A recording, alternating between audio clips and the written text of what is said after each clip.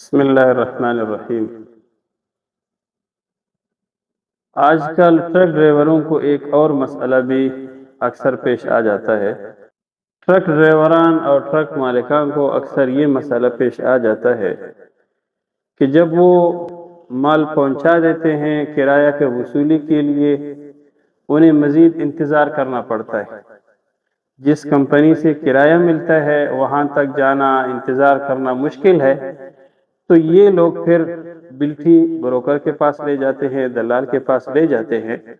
مثلا کرایہ 1,00,000 روپے ہے تو یہ بلٹی اس بروکر کا حوالہ کرتے ہیں اور 1,00,000 کی بجائے 95,000 وصول کرتے ہیں کرایہ قیمت میں، اور 5,000 اس بروکر کا خرچہ ہوگا، اس کی مزدوری ہوگی۔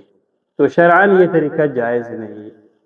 اس کی وجہ یہ ہے کہ یہاں بلٹی اور رسید کی خرید فروخت ہو رہی ہے، گویا یہ بلٹی کو دے کر اس کے عوض میں رقم وصول کر رہا ہے، اور ظاہر ہے بلٹی کوئی مال نہیں، اصل میں یہ بلٹی اس کرایہ کی رسید ہے، اس مال کی رسید ہے، مال کا ثبوت ہے۔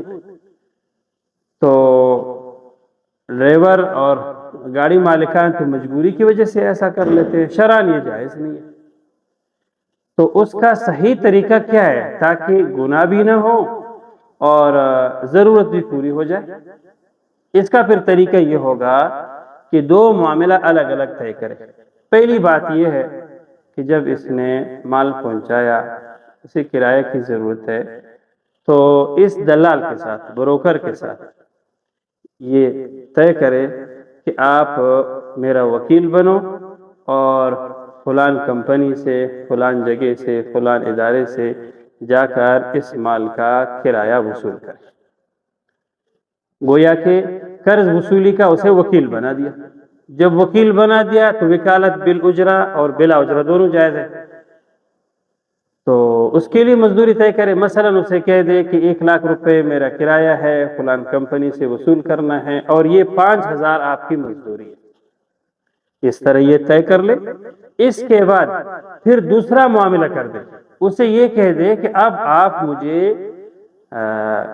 مثلا 1,00,000 روپے کرایہ ہے، 5,000 اس کا مزدوری، 95,000 مجھے قرض دے دے۔ اب اس دلال سے، بروکر سے وہ قرض وصول کرے، اور جب قرض وصول کیا تو گویا یہی اس کا کرایہ میں شمار ہوگا، اور پھر یہ دلال جب چاہے جا کر وہ قرضہ وصول کرے بطور وکالت، وصول کرنے کے بعد پھر اپنے قرضوں میں اسے کاٹے۔ تو یہ الگ الگ معاملات ہوگی۔ شروع میں یہ شرط نہ ہو کہ آپ کو وکیل بنائیں گے اس شرط پر کہ آپ مجھے قرضہ بھی دیں گے، یا اس شرط پر آپ قرضہ دیں گے کہ آپ کو وکیل بنا دیں گے، تو یہ جائز ہے۔ یہ الگ الگ ہوں، وکالت اور قرض الگ الگ ہوں، کیونکہ قرض کے ساتھ نفی کی شرط لگانا پھر سود۔